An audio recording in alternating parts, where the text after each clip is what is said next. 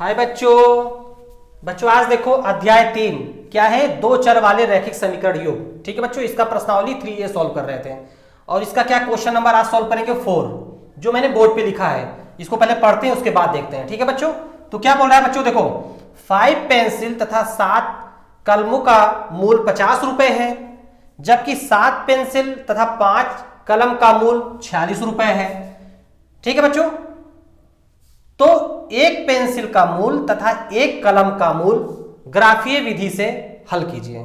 ठीक है बच्चों, मतलब क्वेश्चन क्या बोल रहा है बच्चों, अब एक बार दोबारा समझा देते हैं। बोल रहा है कि बच्चों मेरे पास दो तरीके से दिया हुआ दोनों का रेट क्या दिया हुआ है। बोल रहा है बच्चों देखो 5 पेंसिल 7 कलम का टोटल मूल कितना दिया है, 50 रुपए। ठीक, दूसरा बोल रहा है 7 पेंसिल 5 कलम का टोटल मूल कितना दिया है, 46 रुपए। तो मुझे सिंपल एक पेंसिल और एक कलम का मूल बताना है। किस विधि से बताना है, ग्राफीय विधि से बताना है। ठीक है बच्चों, तो चलो इसको करते हैं सिंपल, बहुत ही आसान है सॉल्यूशन। तो सबसे पहले बच्चों इसमें हम मानेंगे, क्या मानना है, जो पूछ रहा है, क्या पूछ रहा है, एक पेंसिल का मूल और एक कलम का मूल बताना है। तो इसको हम पहले मान लेते हैं। तो माना एक पेंसिल का मूल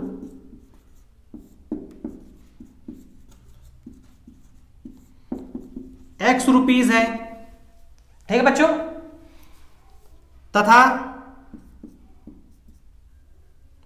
एक कलम का मूल माना Y है, रुपीस है। ये मैंने दोनों मान लिया।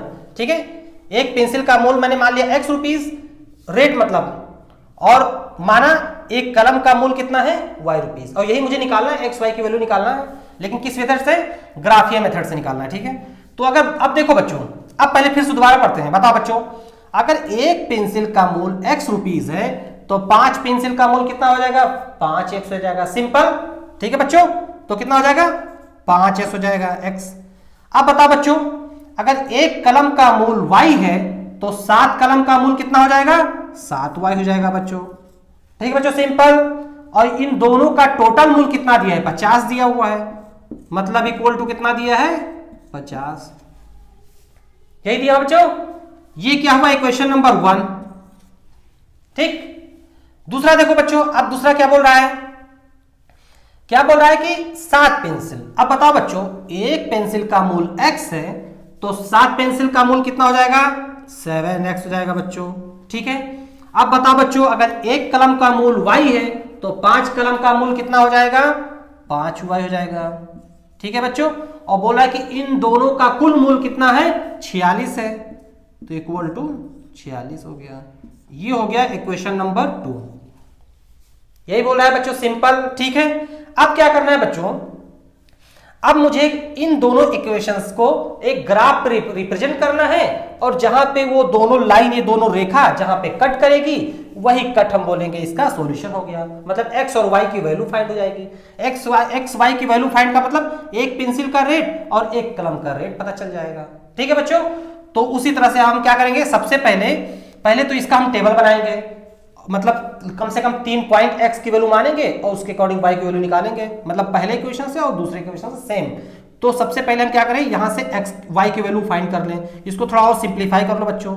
इसको सिंप्लीफाई करके देखो यहां लिखते हैं, इधर ही करो, अभी इसको हटा देंगे। देखो बच्चों, सिंप्लीफाई करेंगे तो देखो यहां से y निकालना है। y का मतलब देखो 5x को इधर लेके जाओ, तो देखो इसको लिख सकते हैं, देखो बच्चों 7y equal to 50 minus 5x, ये हो जाएगा बच्चों। ठीक, अब उसके बाद में 7 को इधर लेके जाओ तो 7 को हटा दो और अपॉन 7 हो जाएगा यहां। यही होगा बच्चों, सिंपल। ठीक, इस तरह से देखो इससे निकाल लो, इससे तो क्या करोगे, देखो 5y को इधर ही रखो, 7x को इधर लेके जाओ, तो देखो ये हो जाएगा, देखो 5y इक्वल टू कितना हो जाएगा, 46 माइनस 7x, और यहां पे इस 5 को हटाओ और इधर लेके जाओ तो कितना हो जाएगा, नीचे हो जाएगा अपॉन में। तो ये आ गया। ठीक है बच्चों, y की वैल्यू आ गया। अब क्या करेंगे, इन दोनों से टेबल, तो टेबल बनाते हैं। तो सबसे पहले हम क्या करते हैं बच्चों, यहीं पे टेबल बनाते हैं। स्पेस का थोड़ा प्रॉब्लम है इसलिए, तो चलो इसको हटा देते हैं हम ना। इक्वेशन नंबर 1 ये है, इक्वेशन नंबर 2 ये है, इसको हटा देते हैं सिंपल,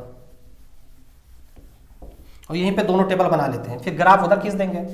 तो पहला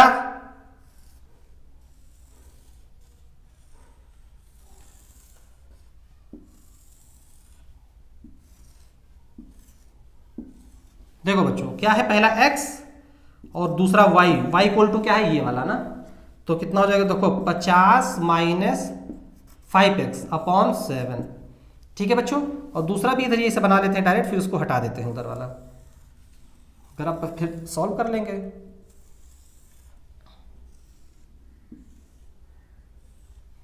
ये क्या है x है, और दूसरा y इक्वल टू कितना बच्चों देखो क्या है 46 माइनस 7x अपॉन 5। ठीक है बच्चों, इस तरह से ये दोनों बन गया। अब इसको क्या करें, हटा देते हैं, इधर हम ग्राफ बना लेंगे। ठीक है, देखो बच्चों तो पहला इक्वेशन देखो, अब इसमें कम से कम 3x की वैल्यू मानना है और उसके अकॉर्डिंग y की वैल्यू फाइंड करना है। ठीक है, तो पहले x को क्या मान ले 0।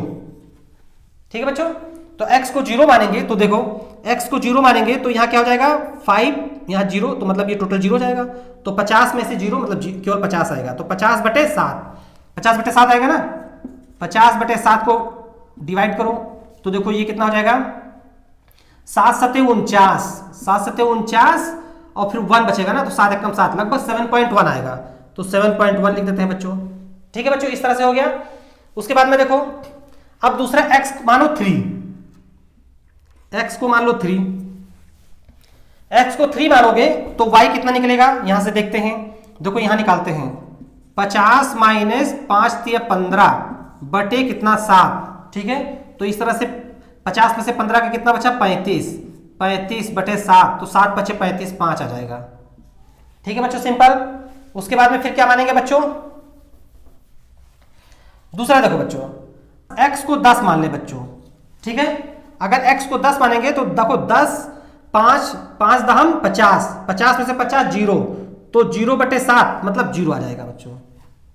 ठीक है बच्चों, ये आ गया। अब इसी तरह से इसमें देखो अगर x को 0 मानो बच्चों,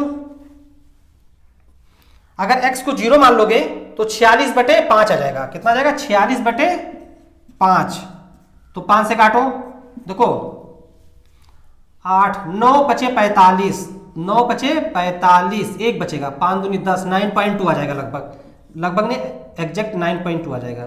ठीक है बच्चों, दूसरा देखो बच्चों अगर हम यहां x की वैल्यू 3 मानो, जैसे ये ऊपर दिया है ना सेम यही हम मानते हैं तभी बनेगा काम।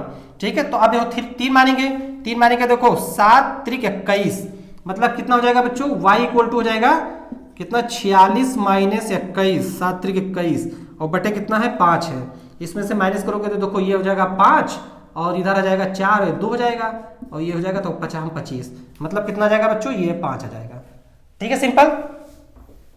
अब इसके बाद में देखो बच्चों, अब इसको एक काम करते हैं, यहां पर थोड़ा सा देखो बच्चों, अगर हम मेरा कहने मतलब है कोई ऐसा मतलब ऐसा x की वैल्यू माने कि जो y की वैल्यू छोटा ही आए, ताकि वो ग्राफ में हम उसको रिप्रेजेंट करते हैं। ऐसा ना हो कि मतलब हम x की वैल्यू कुछ मान ले और y की मान लो y का मान आ जाए 400 500, तो उसके बाद हम इस टेबल पे ये जो बोर्ड पे हम कैसे ग्राफ बना पाएंगे, नहीं बन पाएगा ना बच्चों।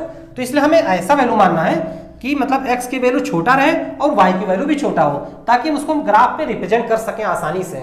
नहीं तो फिर हम कहाँ कितना लंबा लाइन खींचना पड़ेगा, बहुत ज्यादा लंबा लाइन खींचना पड़ेगा। ठीक है बच्चों, तो इस तरह से अगर हम इसको थोड़ा देखो बच्चों, मेरा कहने मतलब है कि हम अगर y को 0 मान लें, मतलब y को 0 मानेंगे तो x की वैल्यू निकाल आएगा। ठीक है, मतलब अगर यहाँ पर हम 0 रख दें तो y की वैल्यू निकालेंगे इसके अकॉर्डिंग। देखो y की वैल्यू 0, तो 0 का मतलब देखो बच्चों हो जाएगा 46 माइनस 7x अपॉन कितना दिया है 5 बराबर 0 हो जाएगा बच्चों। ठीक, सिंपल। तो यहां से देखो कितना हो जाएगा 46 माइनस 7x इक्वल टू 0 हो जाएगा। तो इस तरह से देखो 7x इक्वल टू 46 आ जाएगा बच्चों। तो यहां देखो यहां से x इक्वल टू कितना हो जाएगा 46/7 आ जाएगा। तो इसको काटो कितना आ जाएगा बच्चों, देखो 7 7 49, 7 छक 42, 42 है, 42 और 4 आएगा ना, 42 4 46 ना, 4 आया, फिर पढ़ो पॉइंट लगाओ 0 बढ़ाओ, फिर कितना जाएगा बच्चों देखो 7 7 49 नहीं 7 6 42 लगभग फिर 6 ही आ जाएगा, समझे, अप्रोक्सीमेट 6.6 आ जाएगा। इसका क्या और आ जाएगा लेकिन अप्रोक्सीमेट ही आ जाएगा।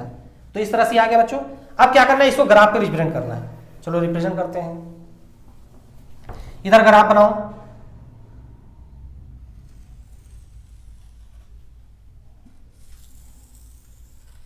ये है बच्चों x, ये है बच्चों y, ठीक है। अब देखो बच्चों, सबसे पहले क्या है 0, x पे 0 y पे 7.1, x पे 0 y पे 7.1, मान लेते 7.1 यहां आया, तो ये कितना हो जाएगा बच्चों, देखो ये हो जाएगा 0,7.1, ये पॉइंट हो गया, ठीक है। फिर उसके बाद देखो x पे 3 y पे 5, x पे 3 मान लेते यहां गया, और y पे कितना 5, मतलब मान लेते यहां पर आ जाएगा बच्चों, तो कितना हो जाएगा 3,5, ठीक है बच्चों। उसके बाद में क्या बोल रहा है, x पे 10 y पे 0, x पे 10 y पे 0, तो x पे 10 का मतलब थोड़ा सा यहां पहुंच जाएंगे, ठीक है, और y पे कितना है, y पे 0 मतलब यहीं कहीं पॉइंट, ठीक है, तो ये आ जाएगा, मान लेते हैं पॉइंट कितना आ गया 10,0, ठीक है बच्चों। अब इसको मिला दो, तो देखो मिलाओगे तो ऐसे बनेगा, ये लाइन हो गया, ठीक है। इस लाइन का इक्वेशन भी लिख देते हैं, इक्वेशन क्या है, y equal to 50 minus 5x/7, ये आ गया, इस लाइन का इक्वेशन आ गया, ठीक। उसके बाद में दूसरा देखते हैं बच्चों, x पे 0 y पे 9.2, x पे 0 y पे 9.2, y पे 9.2 मतलब लगभग इसके ऊपर यहां आ जाएगा, मतलब 7 से ऊपर ही जाएगा, है कि नहीं बच्चों। तो ये कितना हो जाएगा, देखो 0,9.2, ये पॉइंट आ गया बच्चों, ठीक है। उसके बाद में देखो x पे 3 y पे 5, x पे 3 y पे 5 मतलब यही पॉइंट हो जाएगा बच्चों, ध्यान रखना। उसके बाद में देखो x पे 6.6 y पे 0, x पे 6.6 मतलब इसी के बीच में कहीं इधर आएगा, ठीक है, और y पे 0 मतलब बच्चों यहां आएगा ना, मान लेते हैं, तो कितना हो जाएगा 6.6,0, ये पॉइंट आ गया। अगर इन तीनों पॉइंट को मिलाओगे देखो बच्चों ऐसे जुड़ेगा, तो ये पॉइंट कहां कट कर रहा है बच्चों, देखो यहां कट कर रहा है, ठीक है। और इसका क्या है, यहां पर x की वैल्यू कितना है बच्चों 3, और y की वैल्यू कितना है बच्चों 5, तो यही इसका आंसर आ गया बच्चों, ठीक है। तो इसका आंसर का मतलब क्या हो बच्चों, मतलब एक पेंसिल का मूल 3 रुपए होगा और एक कलम का मूल कितना है 5 रुपए है, ये इसका रेट आ गया, ठीक है बच्चों। तो इस तरह से ये इसका आंसर आ गया, ठीक है। चलो नेक्स्ट टाइम देखते हैं, ओके।